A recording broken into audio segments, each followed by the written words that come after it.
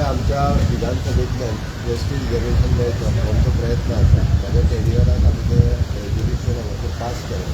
हांव continuously monitor करता. बऱ्याच जाणां म्हज्या एस टी भावांनी पळयलें घालपा खातीर. म्हणजे म्हागे इतको फॉलो आनी कोणी करूंक नासलेलो. हांवें पास केल्या उपरांत कंटिन्युअसली हांव थंयचो आमचो ट्रायबल मिनिस्टर आसलेलो किंवा होम मिनिस्टर आसलेलो ताका सांगून हांव जेन्ना जेन्ना होम मिनिस्टराक मेळटा तेन्ना तेंकां तें रिमायंडूय करता.